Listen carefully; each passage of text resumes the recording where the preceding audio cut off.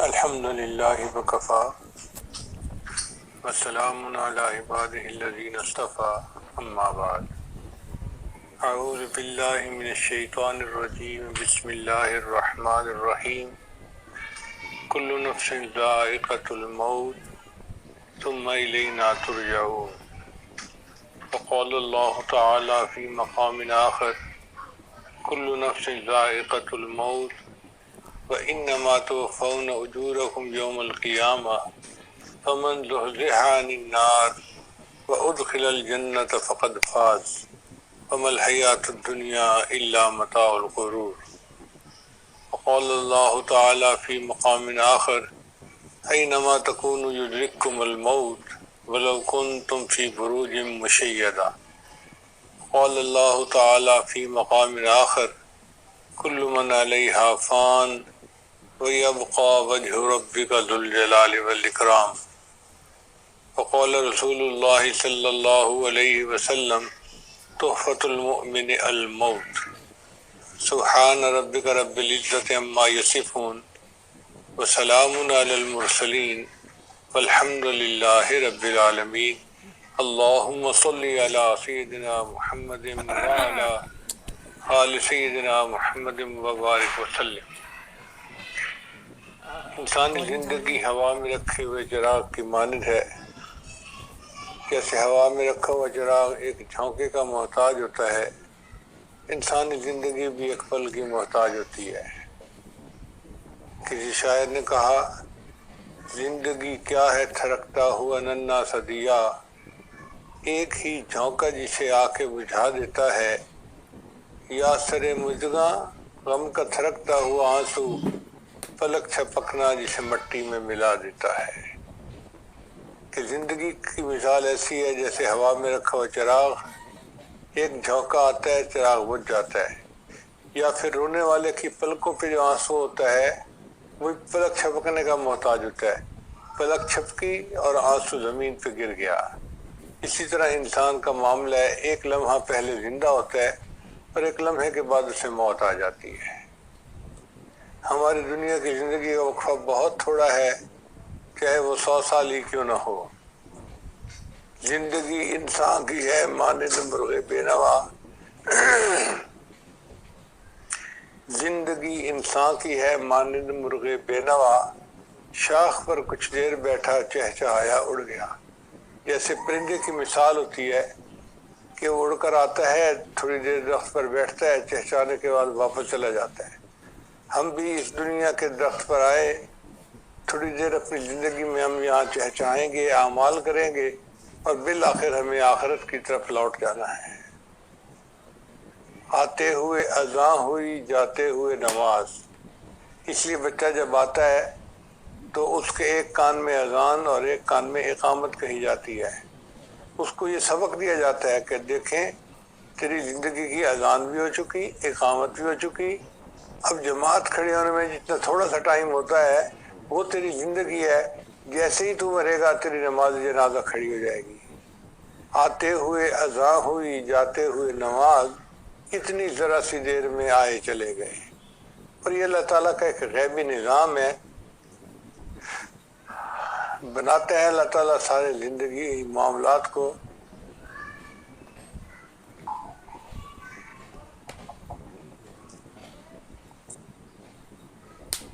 بہار دنیا ہے چند روزہ، نہ چل یہاں سر اٹھا اٹھا کر۔ بہار دنیا ہے چند روزہ، نہ چل یہاں سر اٹھا اٹھا کر، خدا نے خود ہی مٹا دیے ہیں ہزاروں نقشے بنا بنا کر۔ اللہ تعالیٰ نقشے بناتا ہے اور پھر خود ہی بگاڑ دیتا ہے، کیونکہ بندے کو بالآخر اپنی اصل منزل کی طرف لوٹنا ہے جو موت ہے۔ موت اٹل ہے، ایک دن انسان کو آ کے رہنی ہے۔ انسان کا رزق بھی پیچھا کرتا ہے، انسان کی موت بھی پیچھا کرتی ہے، اور موت ایسا پیچھا کرتی ہے کہ بالآخر ایک دن بندے کو دنیا سے جانا ہی پڑتا ہے۔ اللہ تعالیٰ اپنے محبوب صلی اللہ علیہ وسلم کو فرماتے ہیں کہ اے میرے حبیب صلی اللہ علیہ وسلم، وما جعلنا لرجل من قبلک الخلد، ہم نے آپ سے پہلے بھی دنیا میں کوئی مرد ایسا نہیں بنایا کہ جو ہمیشہ رہے۔ آپ غور کیجئے، اگر موت کو دولت کے ذریعے سے ٹالا جا سکتا تو قارون کو موت نہ آتی، اگر موت کو حکومت کے ذریعے سے ٹالا جا سکتا تو فرعون کو موت نہ آتی، اگر موت کو حسن و جمال کے ذریعے سے ٹالا جا سکتا تو یوسف علیہ السلام کو موت نہ آتی، اگر موت کو اخلاق عظیمہ کے ذریعے سے ٹالا جا سکتا تو ہمارے آقا صلی اللہ علیہ وسلم کو کبھی موت نہ آتی، اگر موت کو محبتوں کے ذریعے سے ٹالا جا سکتا کوئی ماں اپنی آنکھوں کے سامنے جوان بیٹے کو نہ مرنے دیتی، اگر ماں کو اگر وفاؤں کے ذریعے سے موت کو ٹالا جا سکتا کوئی بیوی اپنی آنکھوں کے سامنے جوان خاوند کو نہ مرنے دیتی، مگر ہم نے تو ایسے منظر دنیا میں دیکھے ہیں، جوان بیٹا لیٹا ہوا ہوتا ہے اور بوڑھی ماں اپنے تھرکتے ہاتھوں کے ساتھ اس کی آنکھوں کو بند کر رہی ہوتی ہے۔ اس ماں نے کبھی سوچا بھی نہ تھا کہ میری زندگی میں ایسا وقت آئے گا کہ میں خود اپنے بیٹے کی آنکھیں بند کروں گی، مگر اللہ کا یہ بنایا ہوا نظام ایسا ہے کہ انسان کو اس کے سامنے سر تسلیم خم کرنے کے سوا چارہ نہیں۔ اس کا ایک ہی طریقہ ہے کہ انسان اپنی موت کے لیے تیار رہے۔ چنانچہ چند نوجوان نبی السلام کی خدمت میں حاضر ہوئے اور کہنے لگے، اے اللہ کے حبیب صلی اللہ علیہ وسلم، من اکیس الناس واعظم الناس، انسانوں میں سب سے زیادہ عقل مند اور سب سے زیادہ سمجھدار کون ہے؟ نبی صاحب نے فرمایا کہ اکثرہم ذکر للموت، وہ جو موت کو کثرت کے ساتھ یاد کرتا ہو، وہ اکثرہم استعداد للموت، اور جو موت کی کثرت کے ساتھ تیاری کرتا ہو، اولئک الاخیاس، یہ ہیں عقل مند لوگ، ذہبوا بشرف الدنیا و کرامت الآخرہ، دنیا کی شرافت اور آخرت کی بزرگی یہی لے گئے۔ چنانچہ موت کی تیاری کوئی ڈنڈ بیٹھ کے نکالنے کا نام نہیں ہے، کوئی ورزش کرنے کا نام نہیں ہے، کوئی ورک آؤٹ کرنے کا نام نہیں ہے۔ موت کی تیاری یہ ہے کہ انسان اپنے گناہوں سے معافی مانگ لے اور نیکی بھری زندگی گزارنا شروع کر دے اور اپنے اخلاق اچھے کرے، اگر کسی کا دل دکھا ہے تو اس سے معافی مانگے۔ ایسی زندگی ہو کہ حضرت خواجہ عبد المالک صدیقی رحمۃ اللہ فرمایا کرتے تھے کہ قیامت کے دن کوئی بندہ گریبان پکڑنے والا نہ ہو۔ اگر کسی نے اپنی زندگی کو ایسے بنا لیا کہ قیامت کے دن اس کا گریبان پکڑنے والا کوئی نہیں تو اس بندے نے گویا موت کی تیاری کر لی، یہ بندہ اپنے آپ کو موت کے لیے تیار کر چکا۔ اور موت تو بالآخرہ نہیں ہے، موت برحق ہے، کفن کے ملنے میں شک ہے۔ موت تو آنی ہے لیکن کس حال میں آئے گی یہ اللہ بہتر جانتے ہیں، ہم نہیں جانتے۔ چنانچہ سرگودا کے علاقے کا ایک ذمہ دار تھا، 4 مربع اس کی زمین تھی اور کنو کے باغ تھے سارے، جس کو وہ ایکسپورٹ کیا کرتا تھا، کروڑوں پتی آدمی تھا، علاقے کا نمبردار تھا، اور اس کے 4 جوان بیٹے بھی تھے۔ اس کو دشمنوں نے قتل کر کے نہر میں ڈال دیا تو اس کی لاش نہر کے پانی کے اندر رہی اور پھول گئی۔ جب پتہ چلا پولیس نے لاش کو پکڑا تو لاش اتنی پھولی ہوئی تھی کہ پتہ بھی نہیں چلتا تھا کہ یہ شکل مرد کی ہے یا عورت کی ہے، شناخت ہوتی نہیں تھی۔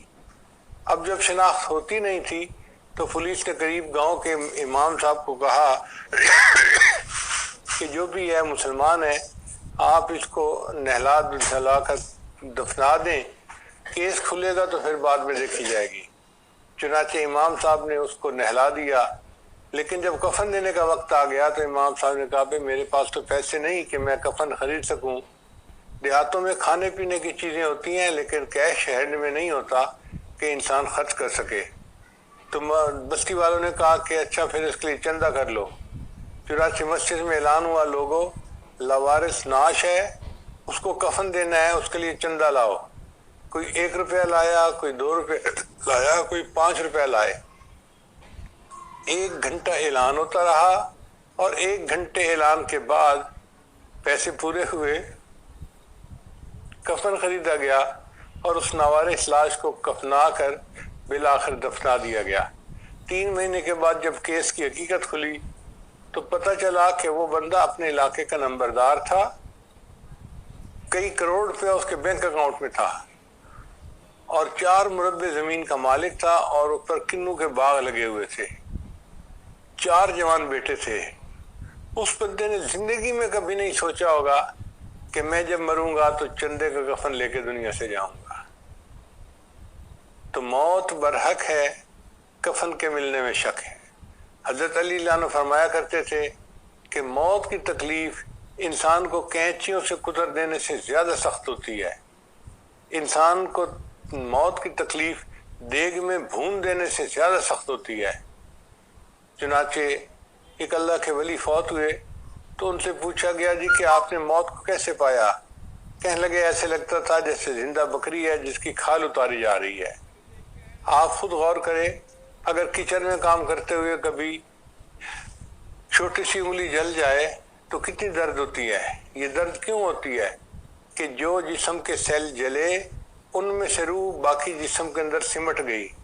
اگر تھوڑے سے حصے سے روح سمٹ جائے تو اتنی تکلیف ہے، جب پورے جسم سے روح سمٹے گی تو پھر کیا حال ہوگا۔ ہاں، ایک طریقہ ہے ان تکالیف سے بچنے کا، اور وہ طریقہ ہے کہ انسان گناہوں سے بچ کے زندگی گزارے، نیکی کی زندگی گزارے، دین کی خدمت والی زندگی گزارے۔ چنانچہ حدیث مبارکہ میں آتا ہے کہ جب کسی مومن کی موت آتی ہے تو ملک الموت اپنے ساتھ فرشتوں کی ایک جماعت کو لے کر آتے ہیں اور جنت کا ایک رومال لے کر آتے ہیں اور وہ اس کے سینے پر رکھ دیتے ہیں۔ یہ انستھیزیا ہے جو جنت کا انستھیزیا اس بندے کو مل رہا ہے تاکہ اس کو تکلیف ہی نہ ہو آپریشن ہونے کی، اور پھر اس کی روح کو نکالتے ہیں اس طرح کہ جس طرح جسم مکھن میں سے بال نکال لیا جاتا ہے۔ ایسے اللہ والوں کو موت کی تکلیف نہیں محسوس ہوتی، بلکہ حدیث پاک میں تو آتا ہے کہ جو شہید ہوتے ہیں ان کو تو موت کے وقت مزہ آتا ہے اپنی روح کے نکلنے کا۔ چنانچہ حدیث پاک میں ہے کہ جنت میں اللہ تعالیٰ جنتیوں سے پوچھیں گے کہ کیا تمہیں کسی نعمت کی ضرورت ہے؟ سب کہیں گے یا اللہ، آپ نے تو ہمیں چھوٹی سی خدائی دے دی، جو سوچتے ہیں وہ ہمیں مل جاتا ہے، اب ہمیں کسی چیز کی ضرورت نہیں۔ ایک ان میں سے شہید ہوگا، وہ ہاتھ کھڑا کرے گا، یا اللہ مجھے ایک چیز کی ضرورت ہے۔ اللہ پوچھیں گے تجھے جنت میں کس چیز کی ضرورت ہے؟ اس نے کہا دنیا کی وہ چیز یاد آتی ہے کہ جب مجھے آپ کے راستے میں شہید کیا گیا تھا تو میری روح نکالتے ہوئے جو مجھے لطف آیا تھا وہ مزہ مجھے جنت میں بھی نہیں آ رہا۔ میرا دل چاہتا ہے اللہ تو مجھے زندہ کر، ثم احیا ثم اقتل، میں زندہ ہوں پھر مجھے قتل کیا جائے، پھر مجھے زندہ کیا جائے، پھر قتل کیا جائے، اور وہ مجھے مزہ آتا رہے اپنی جان اللہ کے راستے میں پیش کرنے کا۔ تو اللہ والوں کو موت کے وقت یوں لذت ملتی ہے۔ چنانچہ پچھلے چند دنوں میں ہمارے قریب میں ایک واقعہ پیش آیا۔ ہماری ایک معلمہ جو ہمارے اپنے جامعہ میں پڑھاتی تھی، اس کی وفات ہو گئی۔ عمر تو اس کی 36-37 سال ہی تھی، مگر تقریباً 30 سال اس نے ہمارے جامعہ میں پڑھایا۔ باجی جان سمیہ ان کا نام تھا۔ سارا دن قرآن پڑھتی تھی، پڑھاتی تھی اور قرآن کے گلشن میں زندگی گزارتی تھی، بلکہ اس کی تو رہائش ہی مدرسے کے اندر تھی۔ ابھی چند دن ہی یہ زخم ہمیں لگا تھا کہ ایک اور واقعہ پیش آ گیا۔ ہماری ای مہد کی ایک معلمہ جس کا نام مہوش تھا، مہوش باجی، اچانک اس کی وفات ہو گئی۔ اللہ کی شان دیکھیں کہ امید سے تھیں اور بچے کی ولادت کا وقت قریب تھا، اور کوئی خاص وجہ بھی نہیں بنی کہ ہارٹ اٹیک ہوا ہو یا فلاں ہوا ہو یا فلاں ہوا ہو، گھر میں ہی تھیں۔ 1 گھنٹہ پہلے تک تو وہ اپنی بہن سے بات کرتی رہی ہیں اور اپنے پیریڈ پڑھاتی رہی ہیں، یعنی جس دن جانا تھا اس دن بھی اس نے فل کلاسیں لی۔ اب آپ بتائیے، ایک جوان بچی ہے، 2 چھوٹے چھوٹے بچے بھی اس کے پاس ہیں، ایک بچہ پیٹ میں ہے، اور پھر وہ دین کا کام کر رہی ہے، لگی ہوئی ہے۔ اس نے پورے ای مہد کا لوڈ اپنے اوپر اٹھایا ہوا تھا۔ ہم تو اس کی ہمت پہ حیران ہیں، اس نے کتنی اچھی موت کی تیاری کی اور اپنے اللہ کو منایا کہ اپنے اللہ کو راضی کر کے دنیا سے چلی گئی۔ میں نے جب اس کی وفات کی خبر سنی تو میرے لیے تو ایک سکتے کا عالم تھا، اور میری زبان سے نکلا بٹ مارولس اینڈنگ۔ اللہ نے اس کو کتنی پیاری موت عطا فرمائی۔ پھر میں نے کہا اپنی وائف کو کہ another success story، کہ ہماری جماعت کی معلمات میں ایک اور سکسیس سٹوری ہے جو اللہ نے ہمیں اپنی آنکھوں کے سامنے دکھا دی.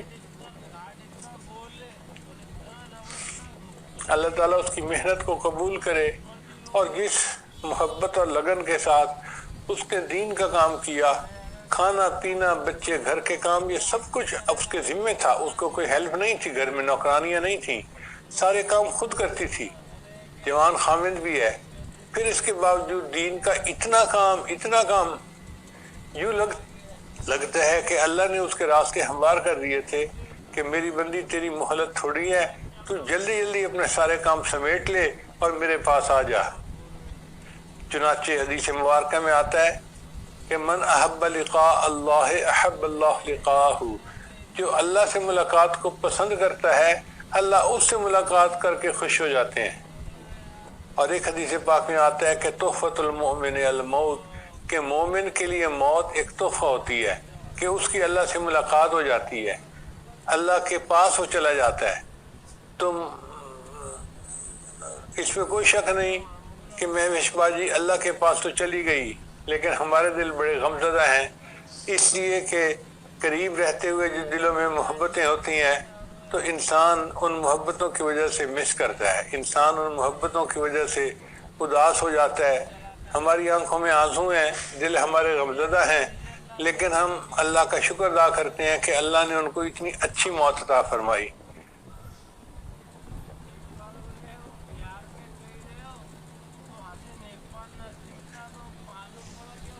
ہمارے جامعہ کی طالبات کو جب پتہ چلا کہ اس طرح ایک اور معلمہ فوت ہو گئی تو مجھے تھوڑی دیر پہلے بتایا گیا کہ انہوں نے 107 قرآن مجید ان کے لیے پڑھے ایصال ثواب کے لیے، اور 7 لاکھ مرتبہ کلمے کا ورد کیا. سبحان اللہ، اتنی اچھی موت اگر آنی ہو تو بندہ تو پھر مرنے کے لیے تیار رہنا چاہیے. کہتے ہیں کہ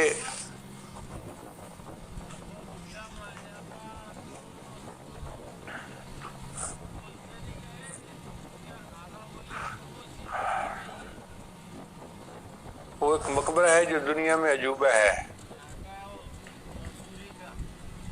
انڈیا کے اندر ہے، میرے ذہن سے اس کا نام نکل گیا، تاج محل. اس کو دیکھنے کے لیے ایک رشین جوڑا آیا تو حیران ہو گئے کہ اتنا خوبصورت بنا ہوا ہے. تو خامن نے اپنی بیوی کو کہا کہ جب تم مرو گی نا تو میں بھی تمہیں ایک ایسا تاج محل بنوا کے دوں گا. تو وہ چالاک لڑکی تھی، اس نے آگے سے جواب دیا کہ if you promise me a tomb half as better, I am ready to die tomorrow. اگر تم اس سے آدھا مقبرہ بھی خوبصورت بنا کے مجھے دو تو میں کل مرنے کو تیار ہوں. تو مہوش کی موت کو دیکھ کے تو ایسا ہی لگتا ہے کہ اگر اتنی اچھی موت آنی ہوتی ہے تو پھر تو ہمیں بھی ہر وقت تیار رہنا چاہیے، کسی وقت بھی ہم جانے کے لیے تیار ہیں. اللہ تعالیٰ ہمیں بھی اپنے وقت پر اچھی موت عطا فرمائے اور بری موت سے محفوظ فرمائے اور ہم پر اپنی رحمت فرمائے.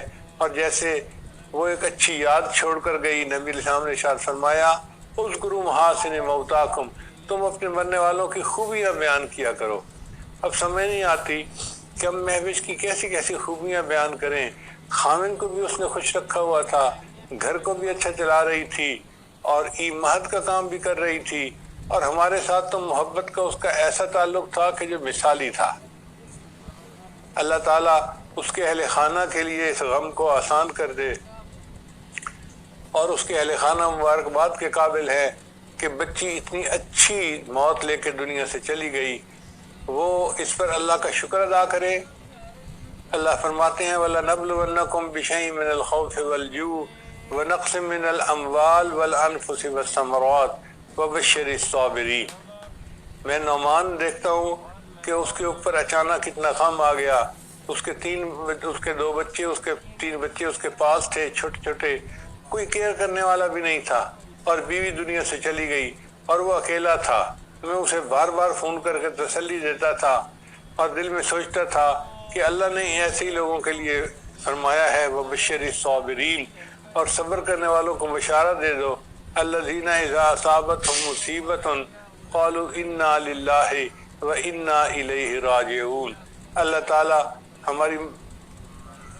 ہماری اصلاح فرمائے، اور جو فوت ہو گئی ہیں اللہ ان کی بخشش فرمائے اور ان کو اپنے قرب کے اعلیٰ ترین درجات عطا فرمائے، اور اللہ تعالیٰ ان کی جو فیملی ہے ان کو صبر جمیل عطا فرمائے، ان کی بہنوں کو اور ان کے والدین کو، اور اللہ تعالیٰ سب کو دین کے لیے ایسی بھرپور زندگی گزارنے کی توفیق عطا فرمائے۔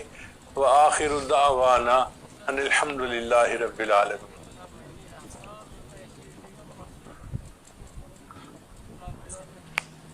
دعا کر لیجئے۔ سبحان ربی العلی الوہاب، اللہم صلی علی سیدنا محمد وعلی آل سیدنا محمد وبارک وسلم۔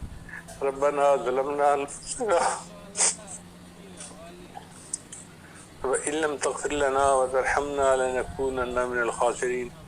اے مالک، ہم آپ کے عاجز مسکین بندے ہیں، ہمارے گناہوں کو معاف فرما، خطاؤں سے درگزر فرما، عیبوں کی پردہ پوشی فرما۔ اے اللہ، جو بچیاں فوت ہوئیں ان کی مغفرت فرما، اور ان کے جو اللہ پیچھے لواحقین ہیں ان کو صبر جمیل عطا فرما۔ اے اللہ، ان کے بچوں کی دیکھ بھال فرما اور ان کی اچھی تربیت فرما، اور ان کو ماں باپ کی آنکھوں کی ٹھنڈک بنا۔ اللہ، ہماری ان دعاؤں کو اپنی رحمت سے قبول فرما۔ اے اللہ، وہ تو نیک بچی تھی جو نیکی کر کے دنیا سے چلی گئی۔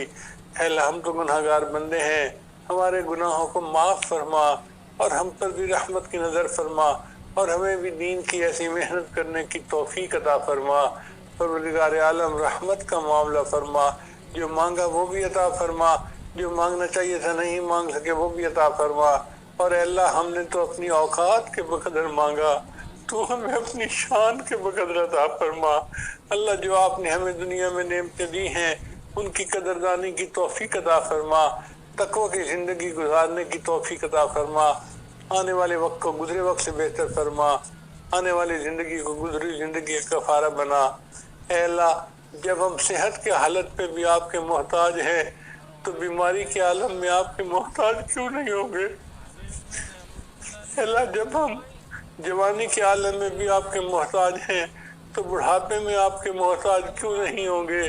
اے اللہ، ایک بوڑھا بیمار آپ کے سامنے ذات پھیلائے بیٹھا ہے، آپ سے آپ کی رحمت کا طلبگار ہے، مہربانی فرما دیجئے۔ اللہ، ہمارے اوپر ترس کھا لیجئے، ہمارے سفید بالوں پر رحم فرما دیجئے، ہمارے سب گناہوں کو معاف فرما دیجئے، اور زندگی کے جو دن باقی ہیں نیکی تقوی پر گزارنے کی توفیق عطا فرما۔ اے اللہ، ایمان کی جتنی باقی معلومات ہیں ان کو بھی ایسی مثالی زندگی گزارنے کی توفیق عطا فرما، اور جو جذبے لگن کے ساتھ کام کر رہی ہیں اللہ تو جانتا ہے، ان کو ان کی امیدوں سے بڑھ کر اجر اور بدلہ عطا فرما۔ ربنا تقبل منا انک انت، اے اللہ، جو قرآن مجید پڑھے گئے یا کلمہ شریف کا ورد کیا گیا اس کا ثواب محوش کو پہنچا، اور قیامت کے دن اس کو نبی علیہ السلام کا قرب عطا فرما، ان کے ہاتھوں سے کوثر کا جام عطا فرما، اور جنت میں ان کے قدموں میں جگہ نصیب فرما۔ صلی اللہ تعالی علی حبیبہ سیدنا محمد وآلہ واصحابہ اجمعین برحمتک یا ارحم الراحمین۔